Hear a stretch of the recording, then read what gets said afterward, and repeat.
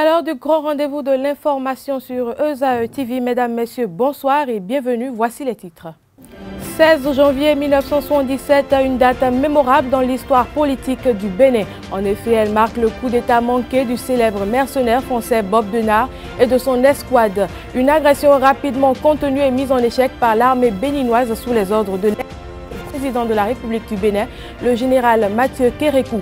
42 ans après, les Béninois s'en souviennent encore comme si c'était hier. Vous suivrez au cours de cette édition le commentaire que propose la rédaction d'ESAE TV à ce sujet.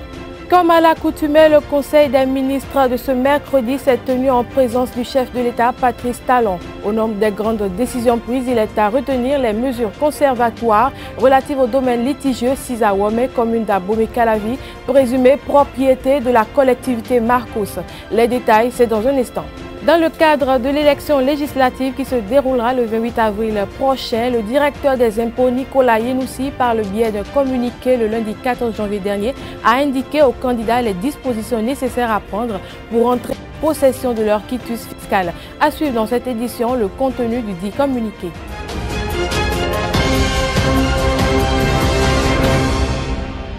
Commençons cette édition par des brèves. La première informe l'opinion publique de la remise symbolique ce jour du fichier électoral au président de la Commission électorale nationale autonome Sénat, Emmanuel Tiando, par le président du COSLEPI, Janvier Yawedéou. Il faut préciser que la remise du dit fichier électoral marque la mise en place du dispositif électoral en prélude de l'élection législative du 28 avril prochain. Poursuivons ce journal avec une autre brève pour faire le point du procès ICC Service pour le compte de la journée d'hier, mardi 15 janvier 2019. En effet, était à la barre l'ex-agent judiciaire du Trésor et présidente du comité du suivi installé dans le cadre de la gestion de la crise ICC Service, Madame Séverine Lawson et les promoteurs de ICC Service. De la déposition de cette dernière, il ressort que les mises en cause ne reconnaissent pas les faits selon lesquels ils n'avaient pas pu mettre à la disposition du comité la liste de leurs déposants parce que les bases de données de leur ordinateur ne contenaient rien. Ils affirment d'ailleurs, pour contester ces propos de Séverine Lawson, que les serveurs et les ordinateurs étaient à la disposition du comité du suivi. Une déclaration qui a hautement surpris l'ancienne agitée, qui n'était justement pas au bout de ses surprises lorsque le procureur lui a fait part des soupçons d'assassinat qui planeraient sur elle. Retrouvez le point du procès de ce mercredi dans nos prochaines éditions. Le Bénin est en mode souvenir ce 16 janvier 2019. En effet, c'est le 16 janvier 1977 qu'un groupe de mercenaires dirigé par le Français Bob Denard a tenté de déstabiliser le régime en place. Je vous invite à suivre à travers l'élément qui va suivre un bref résumé de ce coup d'État manqué lu par Anifat Boukari. Ce dimanche matin, un avion atterrit à l'improviste sur l'aéroport de Cotonou au Bénin. Le Bénin, alors Dahomey, a connu l'attaque d'un groupe de mercenaires dirigé par le Français Bob Denard le 16 janvier 1977.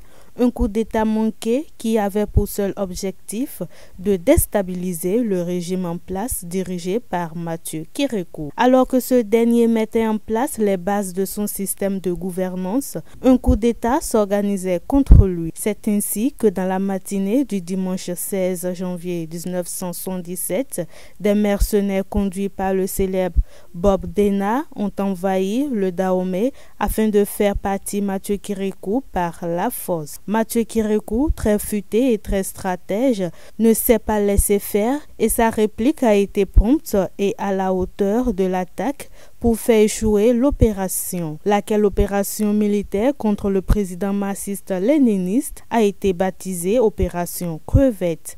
Notons que cette opération avortée a été qualifiée un an plus tard par un rapport de l'ONU comme une tentative de coup d'État à l'encontre du régime marxiste-léniniste du général Mathieu Kérékou. L'auteur principal de cette opération, Bob Denard, de son vrai nom Robert Denard, est né le 7 avril 1929 à Grayane et Hôtel, en Gironde, et meurt le 13 octobre 2007 à Paris. Il est un mercenaire français impliqué dans de nombreux coups d'État en Afrique, souvent au service de la France, entre 1960 et 1995, la période post-coloniale. À l'occasion justement de la commémoration de la date du 16 janvier 1977 et à titre symbolique, les forces armées béninoises assistées du ministre de la Défense nationale Fortuné Nouati et du préfet du littoral Modeste Toboula ont procédé ce matin à un dépôt de gerbes en souvenir des victimes de ce coup d'État. C'était à la faveur d'une cérémonie d'hommage aux victimes en présence de leurs parents à la place des martyrs de Cotonou. 16 janvier 1977, 16 janvier 2019, 42 ans que la République populaire du Bénin a été l'objet d'une agression internationale perpétrée par le mercenaire français Bob Denard.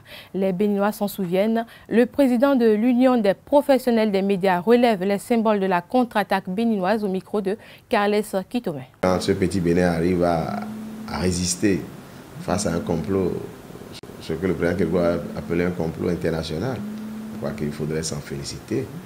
Le premier enseignement, c'est d'abord la force des services de renseignement. J'ai cru comprendre que les assaillants déjà ont été pris, ont été cueillis à froid depuis l'aéroport. Le dispositif ne permettrait pas. Alors là, c'est que les assaillants pourraient évoluer rapidement, venir à la radio nationale, venir au camp Guézo, venir à la présidence. C'était un peu le plan, ça. Vous avez vu par rapport au ridicule que nous avons observé il y a quelques jours seulement au Gabon, ils ont pu, ces militaires ont pris d'assaut en même temps la radio. Le gouvernement Kédougou n'a pas laissé le temps aux assaillants d'évoluer vers la radio. Ils ont déjà été cueillis à froid au niveau de l'aéroport, ce qui a empêché leur prolongement vers les points névralgiques sans lesquels il n'était pas possible de prendre le pays. Donc c'est le premier enseignement que je garde. C'est la promptitude de cet appel que le chef de l'État a lancé à travers la radio nationale et qui a permis la promptitude de cette réaction dans laquelle il invitait tous les compatriotes, tout qui se trouvaient, à se considérer comme étant au front, donc pour résister à l'envahisseur. Et plus tard, nous verrons ça libéré sous une forme au niveau de la Constitution du 11 décembre 1990, où on dit que lorsque les intérêts supérieurs de la nation sont menacés, que la réaction que tout citoyen doit pouvoir, en désobéissant à son supérieur et en considérant les intérêts supérieurs de la nation. Un citoyen jeune en activité à l'époque rappelle lui aussi au micro de Carles Kitome la participation populaire et l'héritage à laisser aux jeunes générations. Le 16 janvier, un groupe de mercenaires sont venus nous envahir ici. Alors ce n'était pas fameux. Et quelqu'un nous a dit, osez lutter, osez vaincre. Ils sont partis sur le terrain, ce n'est pas fameux. Il y a des morts sur des morts. Quand il y a la reprise tactique là, ils sont tous partis. Nous, le peuple béninois est toujours vigilant. Mais comme je suis encore, comme nos ailleurs, on en fait autant d'ailleurs. Maintenant, nous sommes sur la bonne voie, sur la continuité. Ils vont toujours oser lutter, oser vaincre, ils vont toujours vaincre. Il est dit, on dirait que la vie, pour vivre la pour les mercenaires, les les formes pour la pour nous coucher mon gangana mon gangana si photo en derrière mais le fide bouillon en dit ah ennemi de vos couteaux pour la jawe mi doit être autant mi de donner des ton de na comme la tout que bon au zagé photo moi en toi nous pour couteau mi tagwe. Des mesures conservatoires relatives au domaine litigieux Sisa Wome, commune d'Abomey-Calavi, présumée propriété de la collectivité Marcos. C'est l'une des plus grandes décisions du Conseil des ministres de ce mercredi. Pour plus de précisions, suivez le ministre du Tourisme, de la Culture et des Sports à l'occasion du traditionnel point du Conseil des ministres. Il est au micro d'Abdel Kader Achirou et de Anifat Boukari. Mesures conservatoires relative au domaine litigieux, si à Wome dans la commune d'Abomey-Calavi, présumée propriété de la collectivité Marcos. Un conflit domanial dans la commune d'Abomey-Calavi oppose des acquéreurs de parcelles et la collectivité Marcos, présumée propriétaire du foncier en litige, en raison de l'intention de cette dernière de faire exécuter des décisions de justice qui remonteraient à l'année 1941. Les investigations menées renseignent que le site impacte un nombre important de personnes et que des doutes subsistent sur l'existence et l'authenticité des jugements mis à exécution, de même que sur la superficie réelle du domaine litigieux. S'agissant de la superficie, alors que le chef de la collectivité Marcos revendique 191 hectares, 70 arts et 15 centiares, un autre membre de cette même collectivité soutient que le domaine en question ne couvrirait que 12 hectares, 67 arts et 76 centiares. Au demeurant, si les décisions de justice dont se prévaut la collectivité devraient être exécutées, elles généreraient de graves préjudices pour les acquéreurs dont le nombre est estimé à plus de 3000 personnes. C'est pourquoi, pour élucider cette question et préserver la paix sociale, le Conseil des ministres a décidé de prendre des mesures conservatoires allant dans le sens d'une expropriation pour cause d'utilité publique en application de la législation en vigueur. En effet, au terme de l'article 529 du Code foncier et domanial, je cite, « Si l'exécution d'une ordonnance, d'un jugement ou d'un arrêt doit entraîner des démolitions massives d'habitations construites sur des parcelles d'une superficie cumulée de plus de 5000 m², l'État procède à l'expropriation pour cause d'utilité publique des parcelles concernées après un juste et préalable dédommagement des propriétaires des dites parcelles. » Fin de citation. Pour parvenir à cette fin, les ministres impliqués dans la gestion de ce dossier sont instruits de, premièrement, faire procéder à toute investigation destinée à établir la régularité des titres en présence et prendre toutes mesures conservatoires nécessaires. Deuxièmement, étudier les mesures d'expropriation pour cause d'utilité publique envisageables dans le cas où l'authenticité des titres fondant le droit de propriété de la collectivité Marcos serait confirmée. Troisièmement, faire suspendre toute activité de la Commission nationale des affaires domaniales en matière foncière sur toute l'étendue du territoire national. Et enfin, quatrièmement, prendre toutes mesures nécessaires au maintien de l'ordre public dans la localité de Womé concernée par le litige. À l'approche des élections législatives au Bénin, le directeur des impôts, Nicolas Yenoussi, s'est adressé aux potentiels candidats à travers un communiqué le lundi 14 janvier 2019.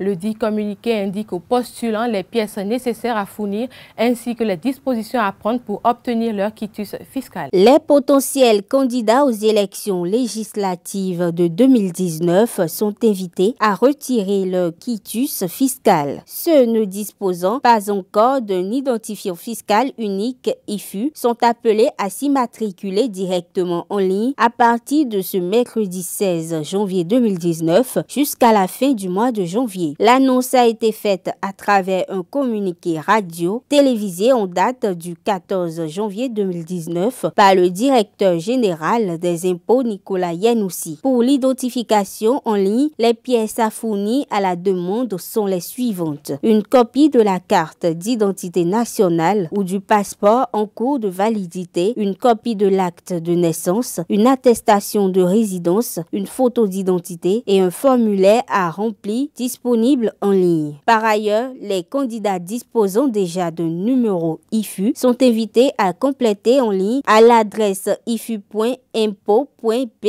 leur numéro de téléphone et adresse électronique valide. Pour finir, notons que le quitus fiscal est un document administratif exigé à celui qui veut soumissionner à un marché public. Il montre que le contribuable est en règle au regard de l'assiette et du recouvrement des impôts sur le revenu de la contribution, des patentes, de la TVA et de tout autre impôt indirect et direct.